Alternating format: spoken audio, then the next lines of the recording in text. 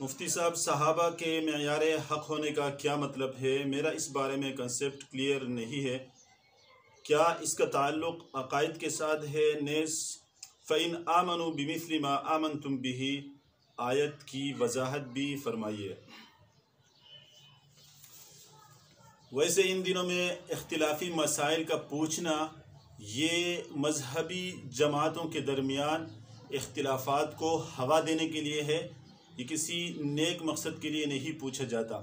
عام طور پر social media میں جو یہ صحابہ معیار حق ہیں یا نہیں ہے کہ جو بحث چل رہی ہے، اس کے پیچھے اصل مقصد ہے، اور وہ یہ ہے کہ مذہبی جماعت الیکشن کے دن ہے تو وہ آپس میں جمع نہ ہو سکے، اتحاد اور اتفاق نہ کر سکے۔ بہرحال اگر سوال آپ نے اچھی نیت سے کی ہے تو اس کی میں پہلے وضاحت کرتا ہوں کہ فَإِنْ آمَنُوا بِمِثْلِ مَا آمَنْتُمْ بِهِ فَقَدِ اهْتَدَوْا، اس کا مطلب کیا ہے؟ عام طور پر اس آیت کو صرف اتنا ہی بیان کیا جاتا ہے، حالانکہ یہ آیت صرف اتنی نہیں ہے۔ یہ اگر آپ پڑھیں گے وَقَالُوا كُونُوا هُودًا أَوْ نَصَارَىٰ تَهْتَدُوا، یہاں سے شروع ہوتا ہے کہ یہودی اور عیسائی کہتے ہیں، مسلمانوں سے وہ کہتے تھے وَقَالُوا كُونُوا هُودًا أَوْ نَصَارَىٰ تَهْتَدُوا، تم عیسائی بنو یا یہودی بنو تم ہدایت پاؤ گے۔ یعنی یہودی کہتے تھے کہ تم یہودی بنو تم ہدایت پاؤ گے، عیسائی کہتے تھے تم عیسائی بنو ہدایت پاؤ گے۔ یعنی عیسائی جن کو انبیاء سمجھتے ہیں، آپ ان کو انبیاء مانیں تو آپ ہدایت پائیں گے دیگر عقائد کے ساتھ۔ یہودی کہتے تھے کہ آپ یہودی جن کو انبیاء مانتے ہیں ان کو انبیاء مانیں دیگر عقائد کے ساتھ، تو آپ کیا ہوں گے؟ کامیاب ہو جائیں گے۔ یہ صحابہ کرام سے یہ لوگ اس طرح کی بات کرتے تھے، تو اللہ نے ان کو جواب دیا قُلْ بَلْ مِلَّةَ إِبْرَاهِيمَ حَنِيفًا وَمَا كَانَ مِنَ الْمُشْرِكِينَ، اے پیغمبر آپ ان سے کہہ دیجئے کہ نہیں، بلکہ ہم ملت ابراہیمی کی اتباع کریں گے، اور ابراہیم علیہ السلام مشرکین میں سے نہیں تھے۔ یعنی ہم یہودی نہیں بنیں گے، ہم عیسائی نہیں بنیں گے، ہم ملت ابراہیمی کی اتباع کریں گے۔ یہودی تو مشرک ہیں، شرک کرتے ہیں، وقالت الیہود عزیر ابن اللہ، نصارہ مشرک ہیں، وقالت النصارى المسیح ابن اللہ، جبکہ ملت ابراہیمی کے اندر کوئی شرک جو ہے اس کی تاکید نہیں تھی، شرک سے ابراہیم علیہ السلام پاک تھے۔ آگے اسی کا سلسلہ چل رہا ہے، قولوا آمنا باللہ وما انزل الینا، اے مسلمانوں تم کہو آمنا باللہ، ہم اللہ پر ایمان رکھتے ہیں، وما انزل الینا، اور اس کتاب پر بھی ایمان رکھتے ہیں جو ہم پر نازل ہے، قرآن مجید، وما انزل الی ابراہیم و اسماعیل و اسحاق و یعقوب والاسباط، اور ان تمام صحیفوں پر ہم ایمان رکھتے ہیں جو ابراہیم علیہ السلام کو، اسماعیل علیہ السلام کو، اسحاق علیہ السلام کو، یعقوب علیہ السلام کو، اور ان کی نسل میں جو انبیاء ہیں ان کو جو صحیفے ملے ہیں ان پر بھی ایمان رکھتے ہیں، وما اوتی موسیٰ، اور اس کتاب پر بھی ایمان رکھتے ہیں جو موسیٰ علیہ السلام کو دی گئی تھی، اور عیسیٰ علیہ السلام کو جو کتاب دی اس پر بھی ایمان رکھتے ہیں، وما اوتی النبیون من ربہم، تمام انبیاء کو جو ان کے پروردگار کی جانب سے جو کچھ ملا اس سب پر ہم ایمان رکھتے ہیں۔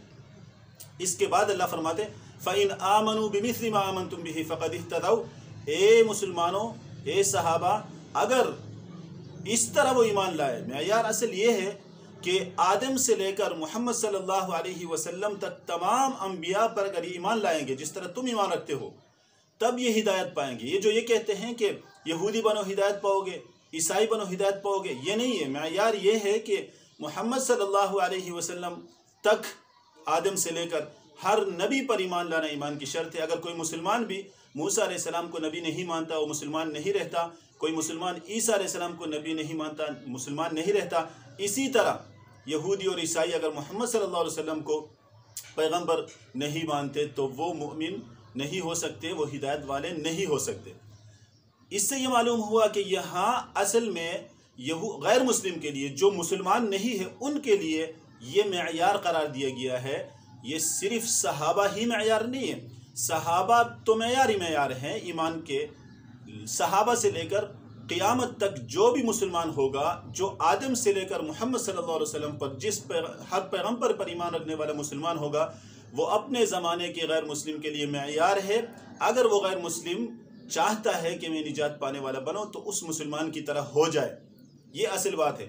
تو اس میں ایمان کے اندر ایمان کی کیفیت کا یہاں कैफियत मुराद नहीं है, ईमान की कमियत मुराद है, मिकदार, यानी जिन जिन चीज़ों पर सहाबा ईमान रखते हैं ये गैर मुस्लिम उस पर ईमान रखेंगे तो ये हिदायत वाले होंगे। वगरना अगर कैफियत की बात होती तो हमारे लिए भी बड़ा मुश्किल हो। तो ईमान के अंदर हम सहाबा को अगर मेयार हक़ करार दे रहे हैं तो इसका मतलब ये हुआ कि वो क्राइटेरिया ईमान का ये है कि हम भी सहाबा की तरह ईमान लाएंगे तो हिदायत पाएंगे। ये तो नामुमकिन है कि सहाबा तो माउंट एवरेस्ट के ऊपर हैं और हम उसके बिल्कुल दामन में खड़े हैं, तो हमारा ईमान तो उनके बराबर नहीं हो सकता। अबू बकर सिद्दीक़ रज़ियल्लाहु ताला अन्हु के बराबर आप ईमान ला सकते हैं, वो तो छोड़े वहशी रज़ियल्लाहु अन्हु जिसने नबी करीम सल्लल्लाहु अलैहि वसल्लम के चचा को शहीद किया था, उसके बराबर भी आप ईमान नहीं ला सकते। तो मतलब ये है कि सहाबा ईमान लाने में उनकी मिक़दार, जिन जिन चीज़ों पर वो ईमान रखते हैं, यानी आदम अलैहिस्सलाम से लेकर मोहम्मद सल्लल्लाहु अलैहि वसल्लम तक हर नबी पर ईमान रखते हैं, इस तरह तुम भी हर नबी पर ईमान रखो। इस माना में सहाबा मेयार हक़ हैं और इसी तरह हर मुसलमान जो है वो मेयार हक़ है। मिक़दार के लिहाज से, कैफियत के लिहाज से हम इसको मेयार करार अगर देंगे तो इस मेयार पर कोई भी पूरा नहीं उतरेगा और सारे तो फिर गए। अब दूसरा ये कि अमल के लिए सहाबा मेयार हक़ है।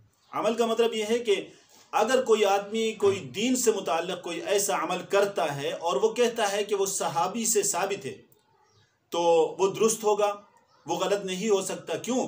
कोई भी सहाबी जो अल्लाह के रसूल से दीन को सीखा है वो कोई भी अमल कर रहा है वो गलत नहीं हो सकता, वो बातिल नहीं हो सकता।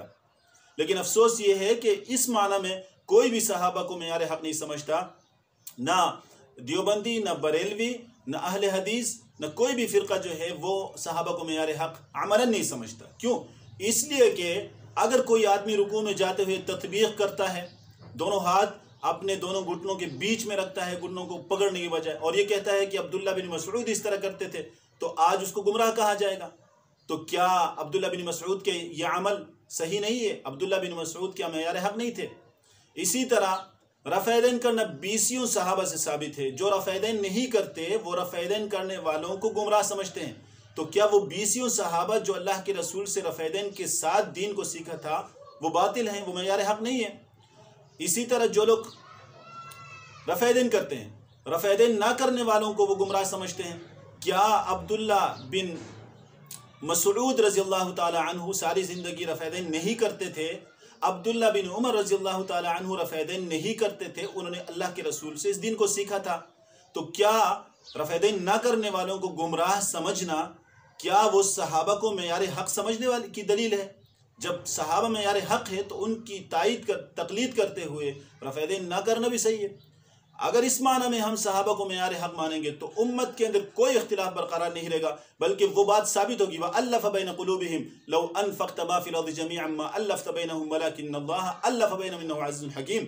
अल्लाह ने सहाबा के दिलों के अंदर मोहब्बत डाली थी इस दीन के ज़रिए से, लेकिन आज इस दीन को नफ़रत का ज़रिया बनाया गया है इन इख्तिलाफ़ात की वजह से। और हकीकत में इसी माना में हमने सहाबा को मेयार हक़ मानना है। क्यों? अल्लाह के रसूल ने फरमाया अस्हाबी कन्नुजूम बिअय्यिहिम इक़्तदैतुम इह्तदैतुम, मेरे सहाबा सितारों की तरह हैं, जिसकी भी तुम तक़लीद करोगे, जिसकी भी इक़्तिदा करोगे हिदायत पाओगे, वो गलत नहीं हो सकता। लेकिन हम नहीं मानते। तो ये सारी चीज़ें हैं। अब तीसरी बात यह है कि किस माना में फिर मेयार हक़ समझते हैं सहाबा को? कहते हैं अल्लाह के रसूल से दीन को हम तक जो पहुँचाया है उसमें उन्होंने गलत बयान ही नहीं किए। तो फिर ठीक है ना, इस माना में तो कोई भी इस्लामी फ़िरका जो है वो सहाबा को मेयार हक़ मानने से इनकार नहीं करता, सब मानते हैं। तो फिर इख्तिलाफ है ही नहीं। अब झगड़ा कर रहे हैं वो लोग जिनको मेयार हक़ का मतलब पता नहीं है, मेयार हक़ होता क्या है, लेकिन लगे हुए झगड़ा करने में। तो ये सिर्फ़ और सिर्फ मजहबी जमातों को एक दूसरे से दूर करने की कोशिश है। अल्लाह ने दीन को जो भेजा था, इस दीन के ज़रिए से सहाबा को भाई भाई बनाया था, लेकिन बाद के लोगों ने क्या किया? इसी दीन के ज़रिए अपने मुसलमानों को एक दूसरे से जुदा किया, नफ़रतें पैदा की। दीन नफ़रत के लिए नहीं है, दीन मोहब्बत पैदा करने के लिए। अल्लाह ताला हमें हक़ का रास्ता दिखाए, जो अल्लाह के यहाँ हक़ है वो रास्ता हमें दिखाए और उसकी इत्तिबा करने की तौफ़ीक़ अता फरमाए, और जो अल्लाह के यहाँ बातिल है वो रास्ता भी हमें दिखाए और उससे इज्तिनाब करने की तौफ़ीक़ अता फरमाए।